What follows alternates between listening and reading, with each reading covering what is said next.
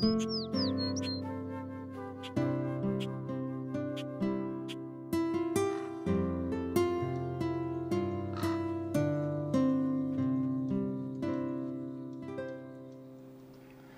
po mapagpalang panunood sa inyo mga kaibigan at mga kapatid. Kinagagala ko po na makasama kayong patuloy sa ating pong ginagawang pag-aaral ng salita ng ating Panginoong Diyos at patuloy po kayong sumusubaybay sa may temang The Great Controversy. And by God's grace, patuloy po nating tinutuklas, inaalam ang mga magagandang mensahe, leksyon na ating mapupulot mula po dito sa ating pinag-aaralan. Noong nakaraan, pinag-usapan po natin yung topic nating Motivated by Hope. Malinaw po na ating nalaman at napag-usapan na tunay ngang darating ang ating Panginoong Diyos. But as we look at the history and also in the prophecy of the book of Daniel, meron pong pangyayari na tinawag po doon na the Great Disappointment. Bakit po? Dahil akala nila, noong year 1844, yun na ang magiging pagdating ng ating Panginoong Diyos. They misinterpreted what's written in the scripture. Kung ano po yung sinasabi ng banal na kasulatan, and by God's grace, ay ito po ay naging dahilan parang iba ay ma-discourage, mawalan ng pag-asa. Ngunit marami rin naman sa kanilang pag-aaral ng salita nating Panginoong Diyos, it motivated them to continue to serve the Lord. It motivated them to continue to hope in the Lord. Kaya nga po sa pag-aaral ng salita ng ating Panginoong Diyos, ito ay magiging paraan at dahilan upang makilala ang ating tagapagligtas at sa pagkakilala natin sa ating tagapagligtas, nawa po'y maging dahilan upang tayong lahat ay patuloy na mamuhay ng may pag-asa sa buhay na ito. At sa pagpapatuloy po ng ating pag-aaralan, ang pag-uusapan po natin ngayon ay pinamagatang Light from the Sanctuary. Pagpapatuloy po natin yung tema na sinimulan natin noong nakaraan, but this time, we will look at it in a better and mas mainam na pag-aaral para mas lalo pa po nating maunawan at makita kung paano magkakaroon ng buhay ng liwanag ang ating mga pamumuhay. Samahan niyo po ako sa ating gagawing pag-aaral na ito.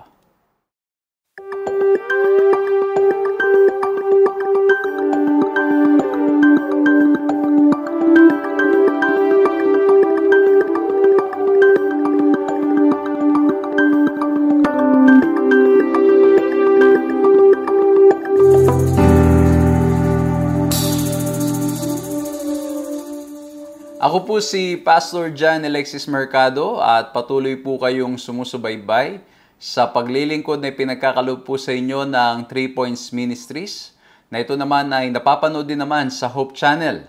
Salamat po sa ating Panginoong Diyos sapagkat tayo po ay nakapagpapatuloy. Patuloy po nating napapahayag, na ibabahagi ang kanyang salita sa pamagitan po ng ganitong mga plataforma.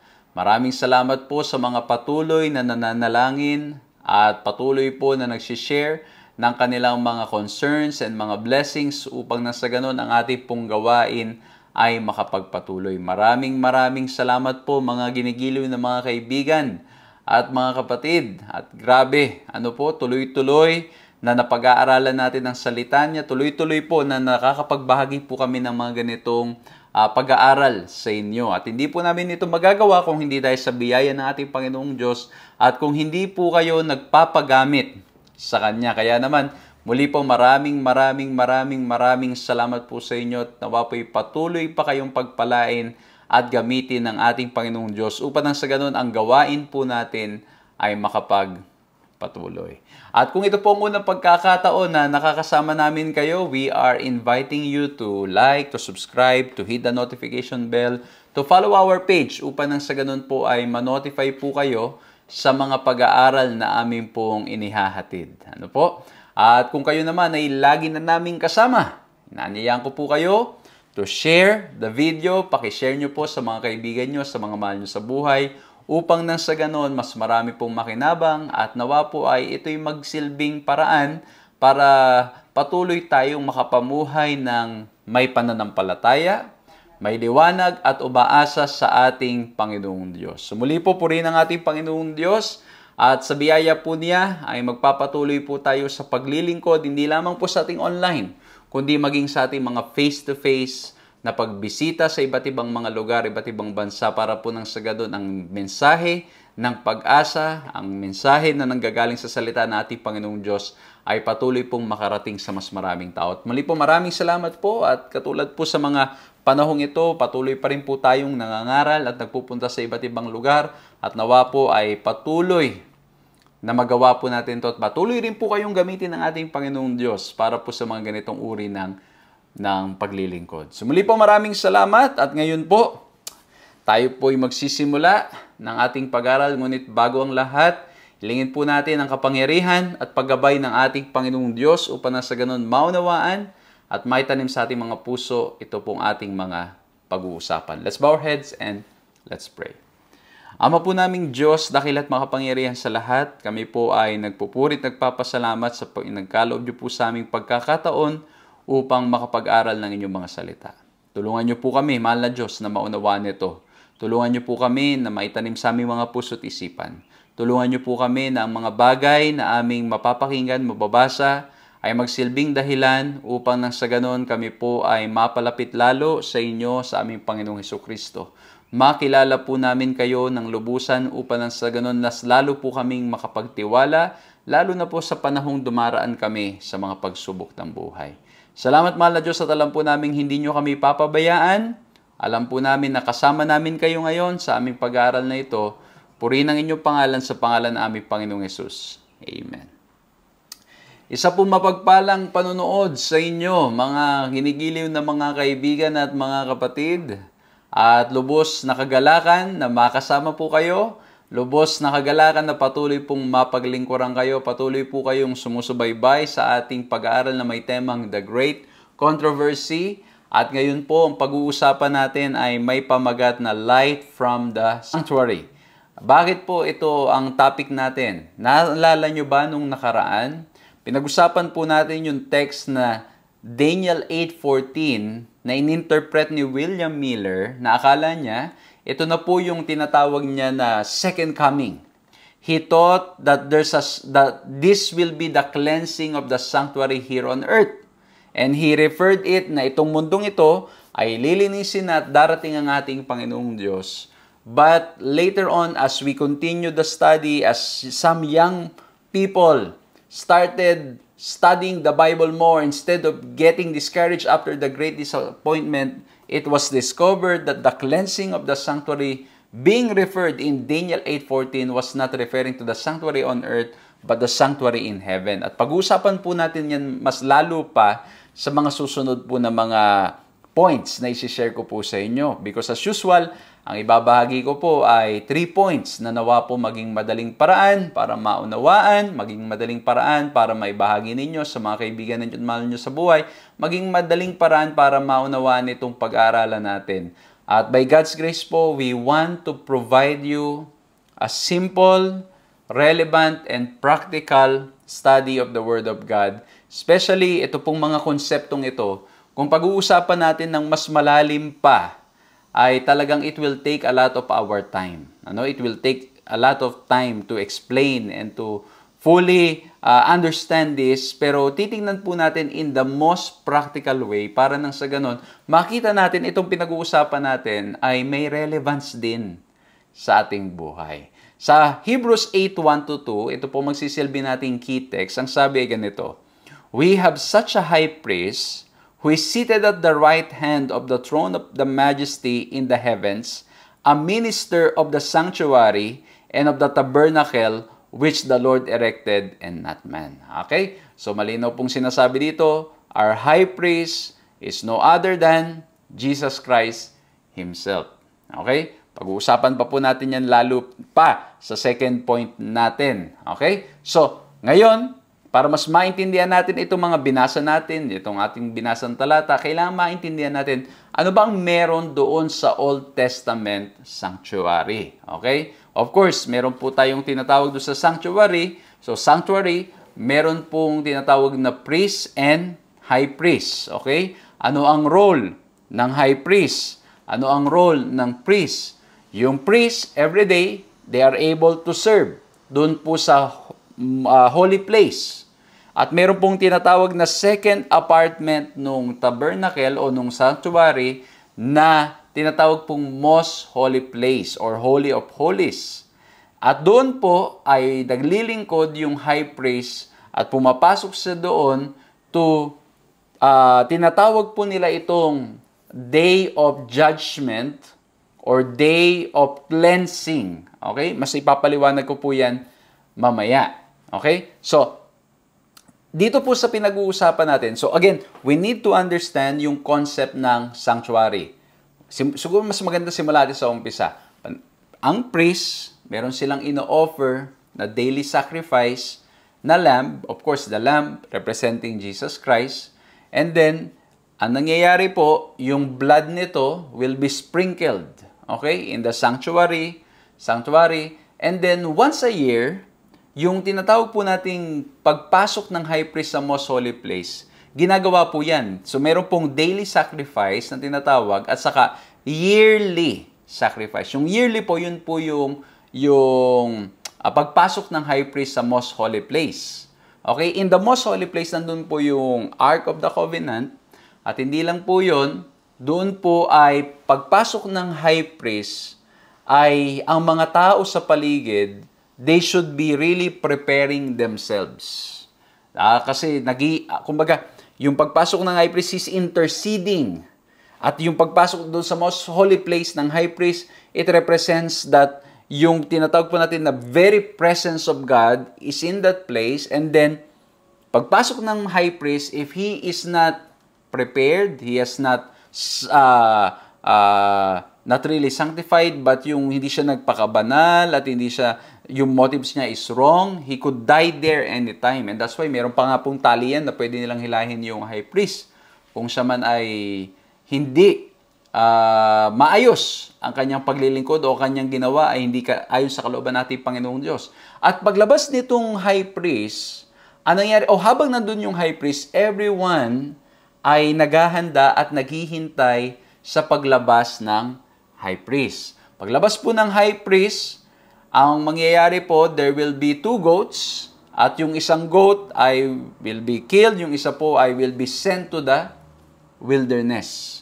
At pagkatapos po, pagpunta ng goat o ng asazel sa wilderness, it will be declared clean camp or new camp. Kaya po tinatawag yung day na yon as a day of cleansing or day of judgment. Okay? So, ayan po, no? Just in short na ipinapaliwanag natin. Kasi bakit po? Ang first point natin is the pattern. Bakit po the pattern? Kasi ito pong sanctuary, dito po sa lupa, na meron doon sa Old Testament, is a pattern of the plan of salvation kung ano ang gagawin ng ating Panginoong Diyos sa pamamagitan ng ating Panginoon Kristo. Minention ko po kanina, no? So, meron pong tinatawag na Day of Atonement, merong daily sacrifice and yearly sacrifice. Yung yearly sacrifice, which is also called the Day of Atonement or the Day of Judgment or the Day of Cleansing. Kasi nga po bakit? At the end ng process, the high priest will declare new camp, clean camp. And people, while waiting for the priest to come out, sila ay nagpapakabanal, nagpapakalapit-lapit at nagre-reflect ng kanilang buhay at umaasa dun sa sakripisyo na tupa na pinatay para sa kanila on their behalf as a substitute. Ngayon, kaya nung minention sa banal na kasulatan sa Daniel 8:14, and he said to me, for 2,300 days then the sanctuary shall be cleansed. So this is referring to the day of cleansing. Okay? Day of atonement or day of judgment. Ang naging interpretation po ni William Miller, ito na ang magiging pagdating ng ating Panginoong Hesukristo. And that's why they tried to calculate, they came up with dates, 1844, but then it was considered as the great disappointment kasi bakit po hindi dumating yung kanilang inaasahan. Ang sabi ni Ellen White sa Great Controversy, that at the termination of the 2,300 days in 1844, there had been no sanctuary on earth for many centuries. Thus, the prophecy, unto 2,300 days, then the sanctuary shall be cleansed, unquestionably points to the sanctuary in heaven. Okay, ano? So, bakit, Pastor, teka lang, may sanctuary sa earth, may sanctuary in heaven. Kasi bakit nga po? Yung meron, yung sanctuary on earth is a pattern of the plan of redemption o plan ng ating Panginoong Diyos kung paanong ang mangyayari magte-take place yung yung kanyang plano so that we will be fully saved. Ang ibig mo bang sabihin ng pattern ay may building din, meron ding mga walls, may curtains in heaven? Well, mga kaibigan, mga kapatid, as far as I'm concerned and as I'm reading the Bible, I don't think there are buildings in heaven. No, merong mga but the point, this could be referring to the phases of the ministry of Jesus. Okay, merong first phase and second phase, katulad nung nangyayari sa Old Testament, merong daily and then merong yearly. Okay? So that's why, in the continued study of the Scripture, while others were greatly disappointed, others, mga kapatid, ang ganda nito, pag pinag-usapan niyo po yung history, others were greatly discouraged because of this great disappointment. They don't want to have anything to do anymore with the Word of God. Ayaw na nila mag-aral, ayaw na nila magbasa. But there's a group of young people na after this experience of great disappointment, they said to themselves, what could it be that made this interpretation incorrect? And so they went back to the study of the Word of God. And when they studied the Word of God, it was shown to them through the reading of the Scriptures that the cleansing of the sanctuary was not referring to the sanctuary on earth because there was no sanctuary on earth for many centuries. It was referring to the sanctuary in heaven, which means Jesus is entering a second phase of His ministry. At ulitin ko po, doon sa Old Testament, pag pumasok na yung high priest doon sa most holy place, ang mangyayari po, people are preparing themselves. Tingnan nyo, sabi sa Leviticus 23:27, also, the 10th day of this 7th month shall be the day of atonement. Ito rin po yun, day of cleansing, day of atonement, day of judgment. It shall be a holy convocation for you. You shall afflict your souls and offer an offering made by fire to the Lord. So you shall afflict your souls. Sila'y magpapakabanal, magpapakalapit-lapit sa ating Panginoong Diyos. At sa paglabas ng high priest, he will declare it. After po yung azazel, yung tupa. Yung goat ay may send out sa wilderness and the other one will be killed. Ang mangyari po, it will be declared a clean camp. Kumbaga talagang fully restored. Fully new. Okay? Ganun po nangyari. And so, when Jesus entered the second phase of His ministry, ang nangyari po ay, well, again, going back to the sanctuary na merong daily and yearly. And so, when we look at the pattern, Jesus ascended to heaven, and then after He ascended to heaven, ang nangyari po, He is interceding on our behalf. He's doing what He can to reach out to us, and then entering into the second phase or to the most holy place or to another phase of His ministry. This is simply telling us that Jesus is coming very soon. Jesus is coming very soon. That we are, nandun tayo sa point of history in this life na kung saan hinihintay lamang natin yung high priest na lumabas doon sa most holy place o kung sa ating Panginoon Jesucristo, bumalik muli ang ating Panginoon Jesucristo so He can redeem, clean, and completely, mga kaibigan, mga kapatid, ma-restore yung nasira ng kasalanan dito sa mundong ito. Okay? So, ulitin ko po, para mas malinaw, may day of judgment, day of atonement, day of cleansing. And so, we are pointing this na yung sanctuary on earth is a pattern, as mentioned in Exodus, and a pattern which tells us, pinapakita sa atin, ano ang ginagawa ng ating Panginoong Jesucristo at kung gaano tayo kalapit sa muling pagbabalik ng ating Panginoon Jesucristo. And this is also related to Revelation 14:7. Remember sa 14:7, the first angel, the hour of His judgment has come. Yung panahon ng kanyang paghuhukom, paghuhusga ay dumating na. Okay? So, if we connect this to that 1844 experience or to that experience of the interpretation of Daniel 8:14 na pagpasok ng ating Panginoon Jesucristo sa second phase o sa another phase of His ministry that shows us that Jesus is very close. Ito rin nagsasabi mawatid, Revelation 14:7, the judgment has come. And what's gonna happen? In this judgment time, in this last hour of this life, of these events in this world. In Ecclesiastes 12:14 at marami pang mga texts, it says, "For God will bring every work into judgment, including every secret thing, whether good or evil." Okay? So makikita po natin na sa judgment, day of judgment, at yung pag-afflict ng soul ng mga tao na sila ay naghihintay at nagpapakabanal sa paglabas ng high priest dun sa Old Testament na sanctuary, ang nangyari po ay yung tayo po'y pinapaalalahanan that as Jesus is coming very soon because He is in the another phase of His ministry at ang hinihintay na lang natin na yung kanyang pagdating, we are being reminded that everything that we do, every secret thing, whether good and evil, tayo po ay hinuhukom. Tayo ay tinitignan.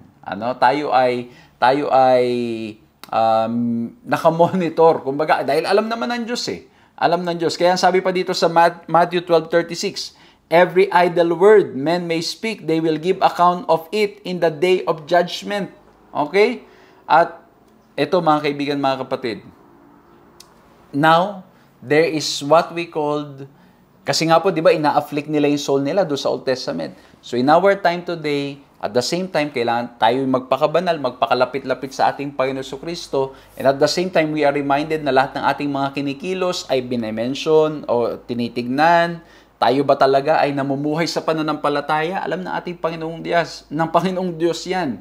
Okay? Tayo ba'y namumuhay ng ayon sa kagustuhan ng ating Panginoong Diyos? Kaya sabi pa ni Ellen White dyan, when the work of investigation shall be ended, when the cases of those who in all ages have professed to be followers of Christ have been examined and decided, then, not till then, probation will close and the door of mercy will be shut. Thus, in one short sentence, they that were ready went in with Him to the marriage, and the door was shut. We are carried down through the Savior's final ministration to the time when the great work for man's salvation shall be completed. Okay? So ito yung nagpapakita, mga kaibigan, mga kapatid ko, na habang tayo'y naghihintay sa pagbabalik ng ating Panginoon Jesucristo, nalalapit na pagdadating ng ating Panginoon Jesucristo, we are reminded all our actions are being investigated. Okay?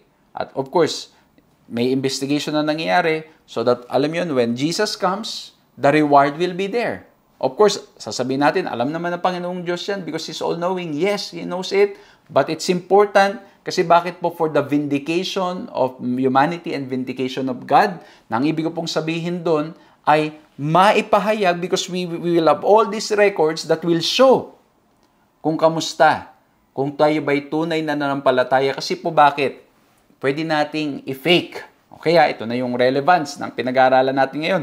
Pwede nating i-fake yung ating pamumuhay. Bilang mananampalataya, pwede nating parang magmukha tayo, dayain. Pwede bang dayain? Pwede tayong magmukhang mabait. Pero kung ito'y hindi nanggagaling sa pananampalataya, it will not last. But those who have true faith in Jesus, those who have given their lives and surrendered themselves to God, automatic, it will be shown in their actions. It will be shown in our thoughts. It will show in our words.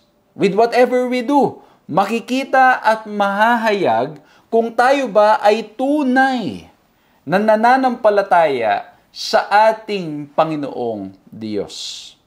Kaya ang ganda nito, mga kaibigan ko, mga kapatid ko, as we look into the sanctuary in the Old Testament, and understand that it's a pattern that reveals the plan of salvation, what's gonna happen until such time na darating ang ating Panginoon Kristo and this world will be cleansed, fully cleansed, renewed, and restored. Pinapakita dito how loving God is.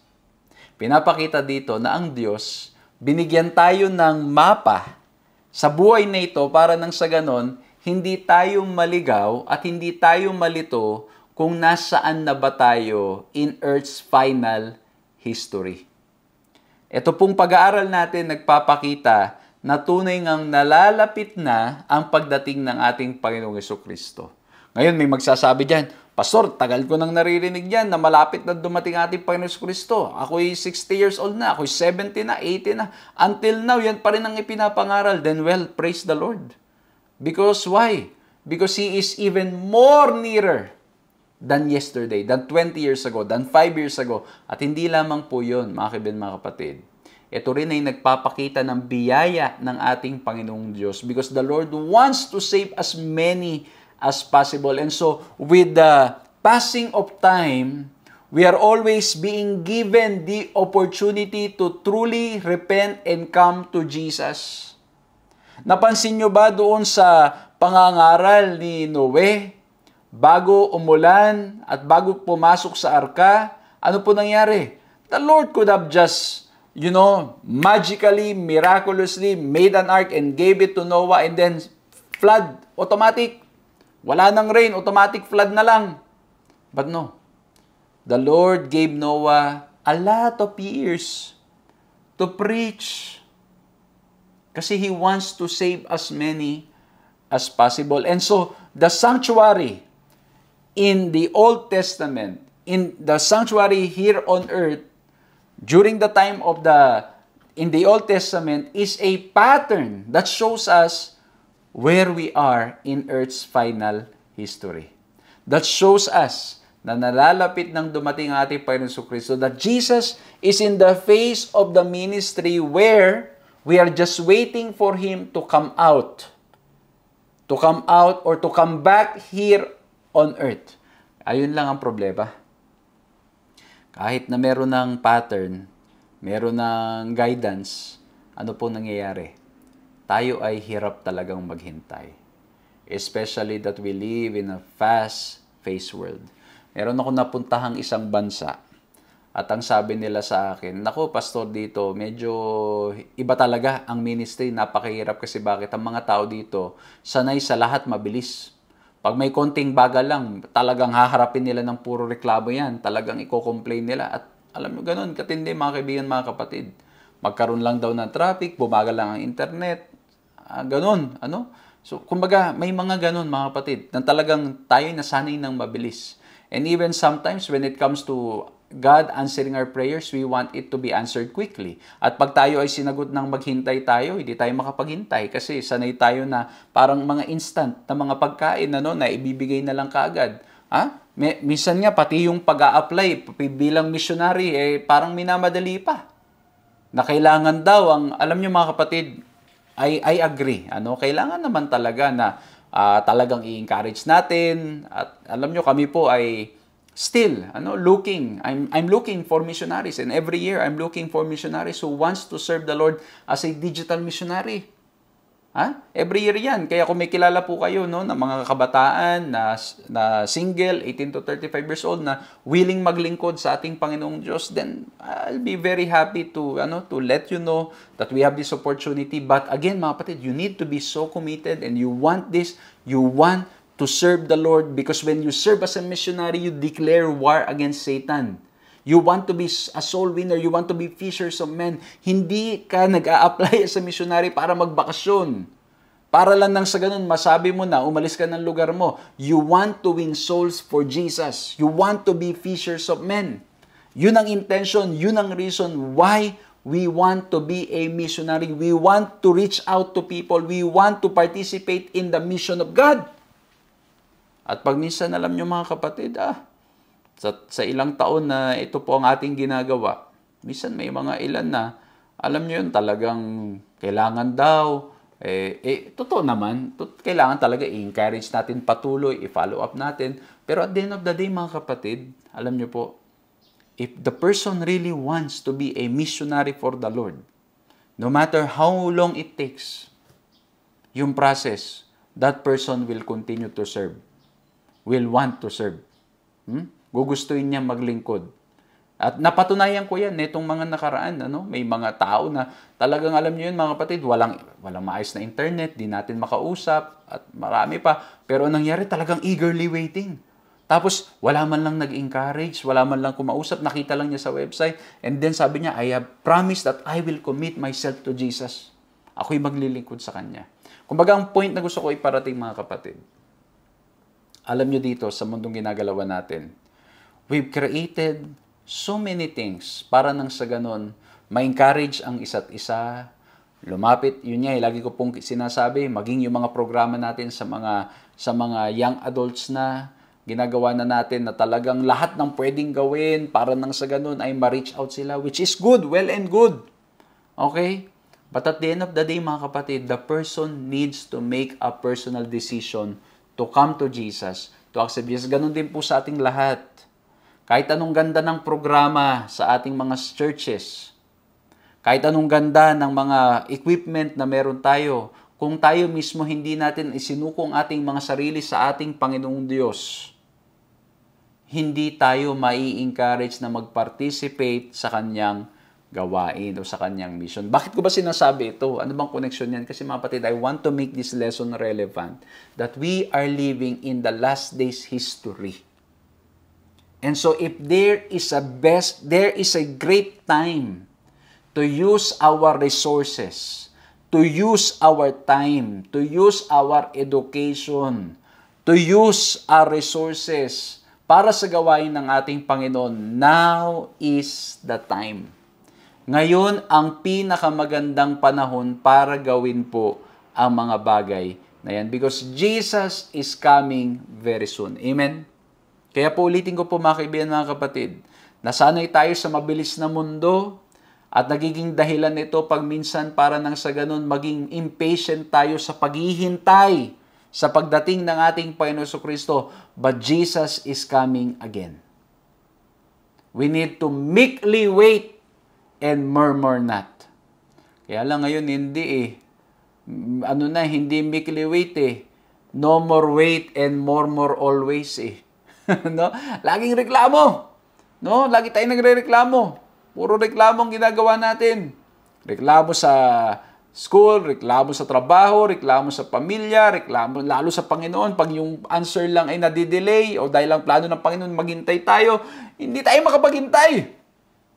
Ganito nangyayari sa ating mundong ginagalawan. And so we are being reminded that Jesus is coming again. We need to patiently and actively wait.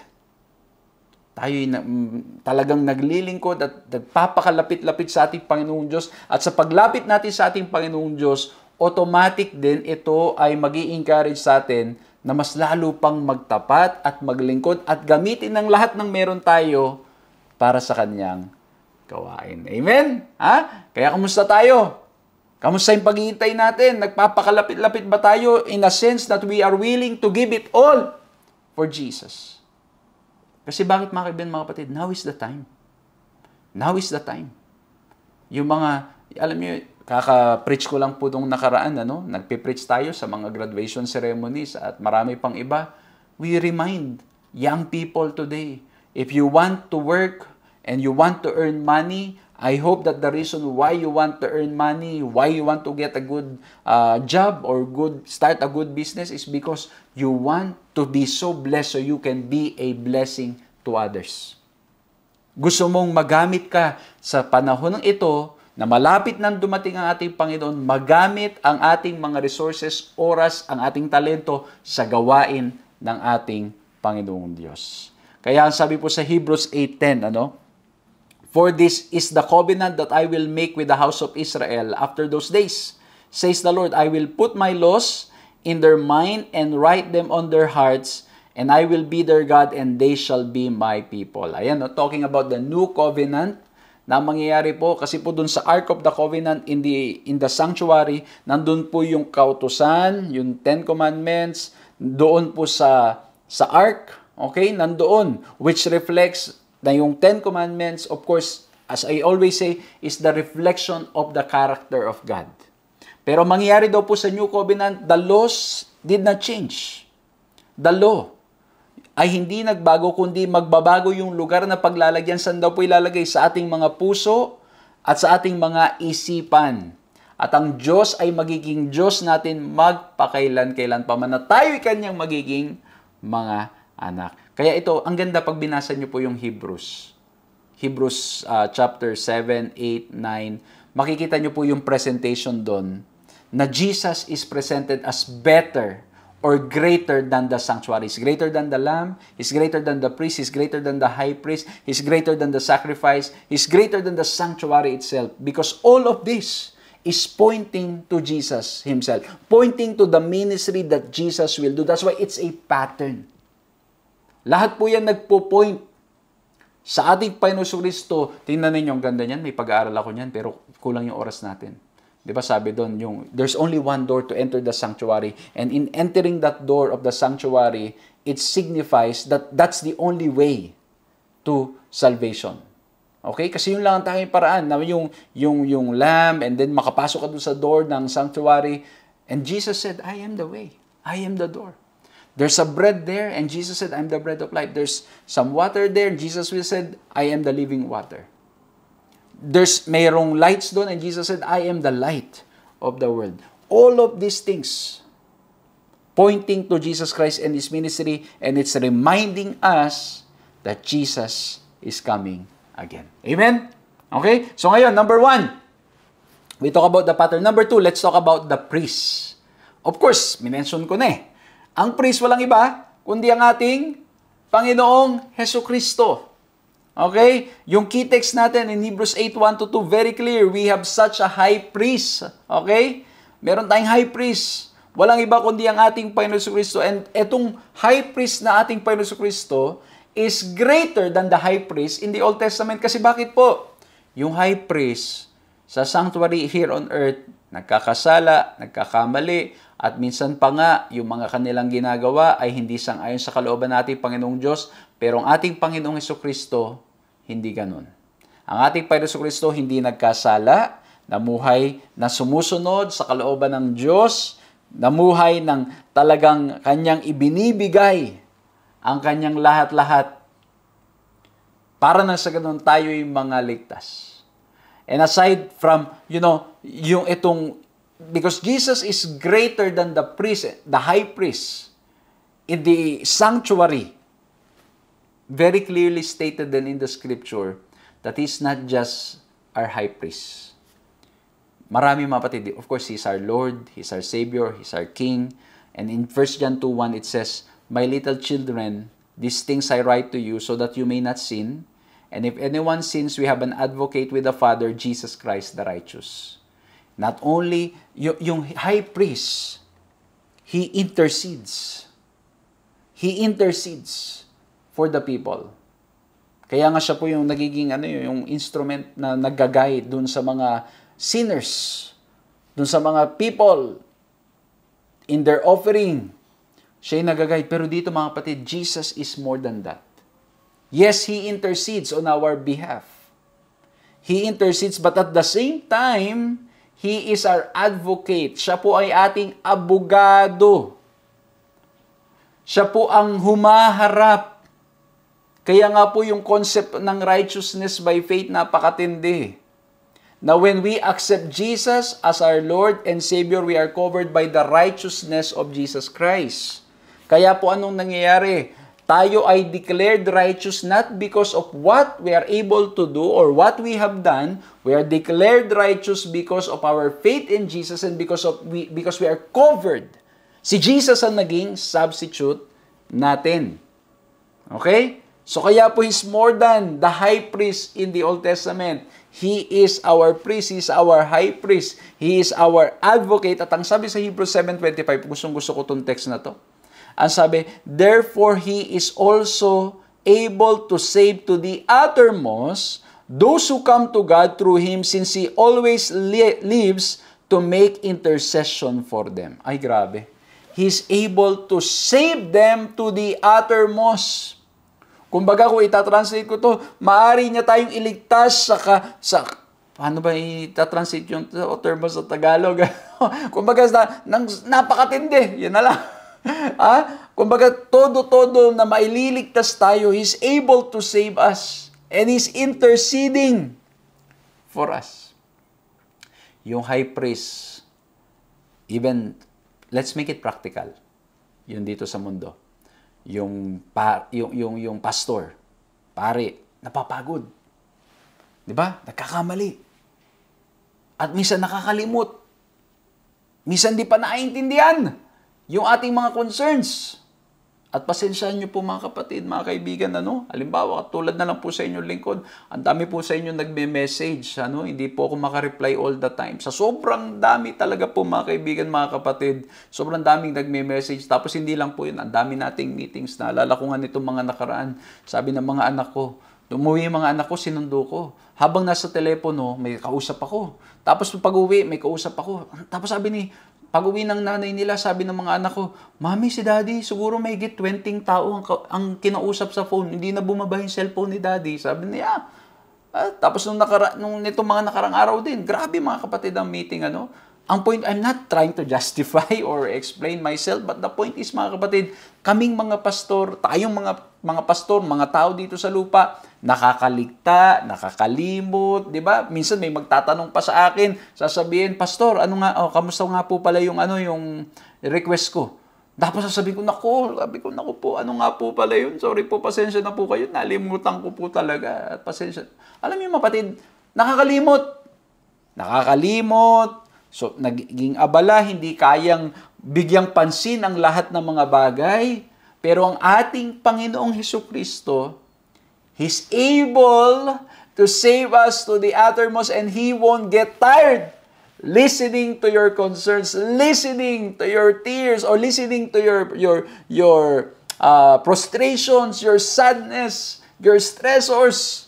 Hindi siya mapapagod dahil mahal na mahal niya tayo. Is able to save us to the uttermost. And no wonder, ang sabi ni David, sabi niya sa Psalms 23 verse 1, the Lord is my shepherd, I shall not want. Kasi bakit? Alam ng Diyos. Alam niya rin ang tamang solusyon. We just need to be patient and to wait sa tamang panahon. Naalala ko tuloy isang kwento. Meron daw pong isang lalaki o may isang pastor. Ang sabi niya, sino mang may mga prayer request, lumapit kayo. Lumapit kayo. At kayo ay aking ipapanalangin. At may nagtaas ng kamay. Sabi niya, Pastor, please pray for my hearing. At ang nangyari, sabi niya, lumapit ka kapatid. Pinalapit niya mga kapatid ko. Paglapit, hinawakan niya yung tenga. At ang sabi niya, Lord, pagalingin niyo po ang tenga nitong aming kapatid at nawa po'y makarinig po siya. Dinalawang kamay pa at makarinig po siya. Tulungan niyo po siya. Sana po ay gumaling na po ang tenga niya para nang sa ganun marinig niya ang tinig ninyo. Marinig niya ang sinasabi ninyo. Lord, tulungan niyo po ang kapatid na ito. Amen. Nag-pray siya. After mag-pray ng pastor, sabi niya doon sa kapatid, kamusta? Okay na ba? Nakakarinig ka na ba ng maayos, kapatid? Ang sabi nung kapatid, Pastor, hindi ko po alam, pero yung hearing ko po sa korte ay sa susunod pa pong linggo. Di ba? Nangyayari, mga kapatid.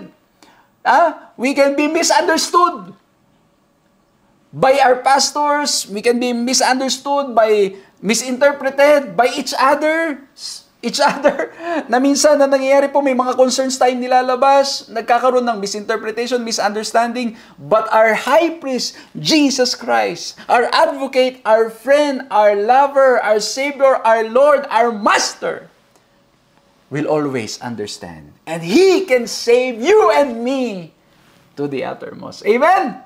Ay, grabe, ang ganda. Kaya sabi sa Desire of Ages, justified by His righteousness, in which we had no share. wala tayong ambag.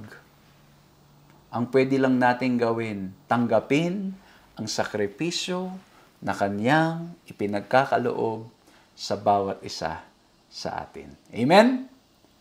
Alam niyo, grabe mga kapatid, ang galing. While we are looking at the pattern, reminding us that Jesus is coming very soon. Okay? Reminding Jesus is coming very soon. We are also reminded of our priest who's interceding and who understands and who knows the answer to all our problems, to all the situations that we are facing in this life.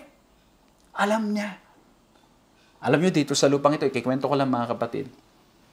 Ako po, as I try to take care of missionaries from different parts of the world, na ito po pinagkatiwalang trabaho sa atin o gawain sa atin ng ating Panginoon.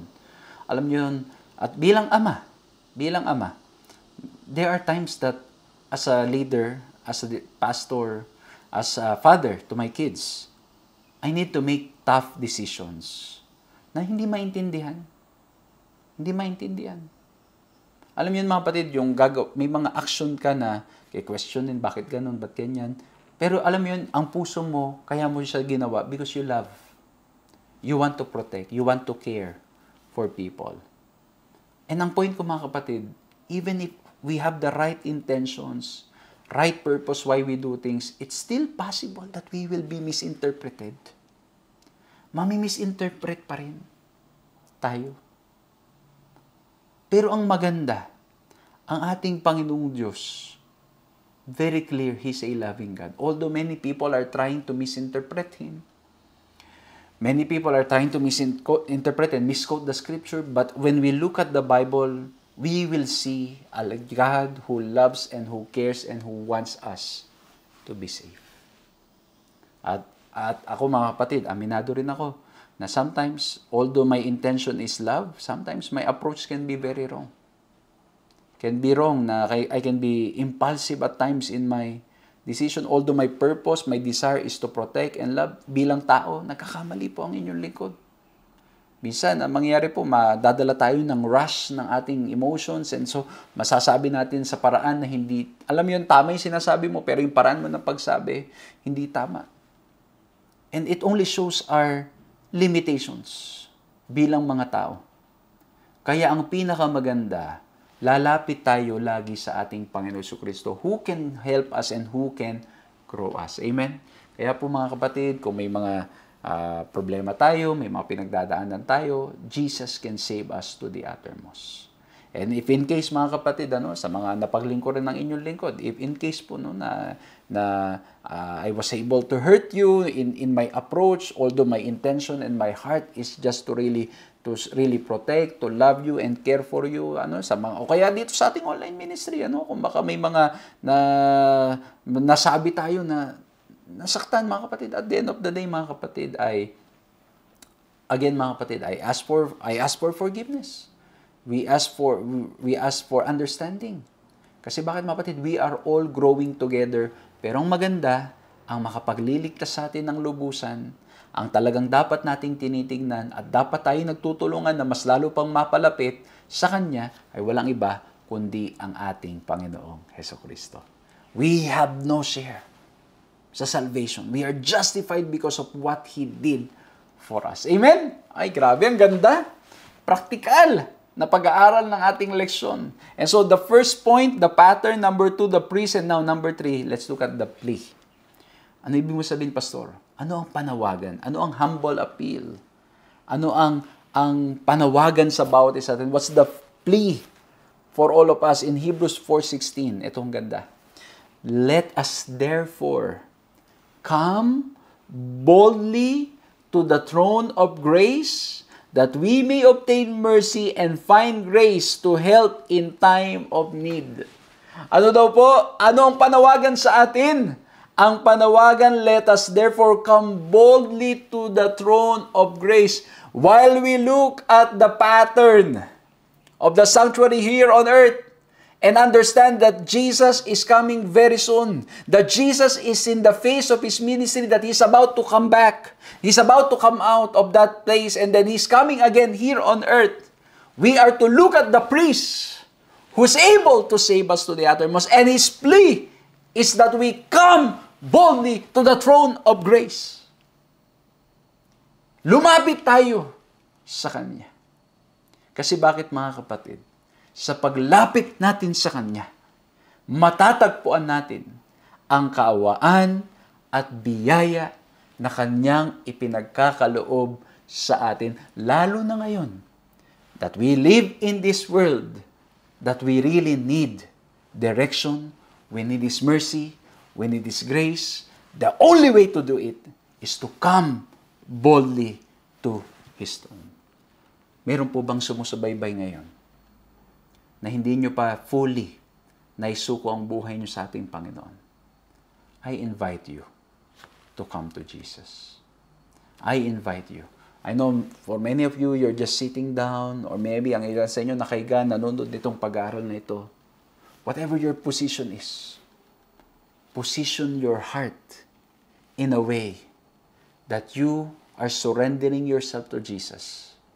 Isuko natin ang lahat sa Kanya because He's able to save us to the uttermost, and He is calling us to come to His throne of grace so that we will experience His love and mercy more and more. Lalo na po sa mundong itong pasama ng pasama. Puro problema, iba't ibang masasamang balita, bad news na napapakinggan natin sa mga nangyayari sa paligid natin, digmaan dito, digmaan doon, lindol, tagutom, sunog, baha, at marami pang iba. Nagpapakita lamang nagkatindi, kung gaano katindi ang resulta ng kasalanan. And the best thing that we can do today is to come boldly to the throne of grace and find grace in Jesus Christ. Mga kapatid, let's come to Him. Isuko natin ang ating buhay sa Kanya. This is the best time. We are living in the last days. Jesus is coming very soon. Let's surrender our hearts to Him. Kung may mga resources po tayo na tinatawag tayo natin, Panginoong Diyos, to use it for His ministry, let's use it for His ministry. While we take care of our families. While we take care of our families, mga kapatid, I hope that our hearts will be in line with what God wants, that our ultimate desire is to be of service to Him who loves us so much, who died on the cross for us. If we have time, or kahit na wala kayong oras, o kayo ay sinasabi nyo wala kayong oras, pero meron kayong time mag-social media, why don't you dedicate your social media for the use of His, for the advancement of God's work? Start posting something that will glorify Jesus. Start using your social media para nang sa ganun, magamit po ito para maraming mapalapit sa ating Panginoong Diyos. In your work, why don't you live Jesus? In your studies, why don't you live Jesus? Wherever you are, whatever you are doing, whoever you are, come to the throne of grace. That is God's humble plea to us. Because He is coming again. And not only that, He wants to save us to the uttermost. Sabi po dito sa pagtatapos, the salvation of man is accomplished at an infinite expense to heaven. The sacrifice made is equal to the broadest demand of the broken law of God. Jesus has opened the way to the Father's throne, and through His mediation, the sincere desire of all who come to Him in faith may be presented before God. Grabe mga kapatid, mga kaibigan, mga kapatid. The sacrifice of Jesus is so much, but it satisfied the need, the requirements, para nang sa ganun, through our faith in Him, we will be saved. I hope that we will spend time thinking of what Jesus did for us, what He is doing for us, and what He continues to do. Brothers, sister, mga kaibigan, mga kapatid, please come. Let's all come to the throne of grace. Let's all come to Jesus because He cares, He loves, He is able to save us to the uttermost. Nawa po na-bless kayo dito po sa topic natin, the light from the sanctuary, at I hope we have seen the light. That Jesus is coming again. He's able to save us to the uttermost, and He's calling you and me to come to Him on a daily basis. Surrender ourselves to Him. Tayo po yumuko sa isang panalangin. Maraming salamat, mahal na Diyos, sa aming pong napag-aralan ngayon. Salamat po sa magandang mga paalala na kayo, Diyos, na nagmamahal ng lubusan sa amin, at ang nais ninyo ay mangaligtas ang bawat isa sa amin. O mahal na Diyos, patawari kami sa panahon ng aming pagmamadali, sa panahon ng pagwawalang bahala, sa panahon na mas ang iniisip po namin ay ang aming mga sarili lamang. Salamat po sa paalala that you are coming again. That you want us to be safe. And you are calling us to come to you. Lord, help us to respond. Kung meron po mga sumusubaybay ngayon, that they have not fully given themselves to God. They are still living, or they have just given only 90%, 10%, 50%, 99%. Lord, help us all to give our 100% because you have given it all para maligtas kami, para magkaroon kami ng assurance of salvation. Lord, help us to come to the throne of grace daily and learn of you and grow in a relationship with you. Salamat din po, Panginoon, na anumang pagsubok at problema ang aming hinaharap, salamat po na may pag-asa po kami sa inyo. Meron kaming mapangahawakan na Diyos na nagmamahal sa amin na lubusan. Maraming salamat po. Purihin ang inyong pangalan sa pangalan ng aming Panginoong Yesus. Amen. Maraming salamat, mga ginigiliw ng mga kaibigan, mga kapatid, sa inyo pong ginawang pagsama dito sa ating programang ito. Nawa po'y nakinabang, nawa po'y na-bless kayo, at nawa po'y patuloy nating maranasang patuloy ang biyaya at pagmamahal nating Panginoong Diyos. Please continue to share our video para po nang sa ganun mas marami pong makinabang at ma-bless. And again, mga kaibigan ko, mga kapatid ko, thank you very much for your prayers, for your support, and by God's grace, we will continue to serve the Lord, to serve all of you sa pamagitan po ng online and face-to-face ministries. Maraming salamat po sa suporta ninyo at sa pananalangin ninyo. Purihin ang pangalan natin, Panginoong Diyos, at magkita-kita po tayong bali sa susunod na mga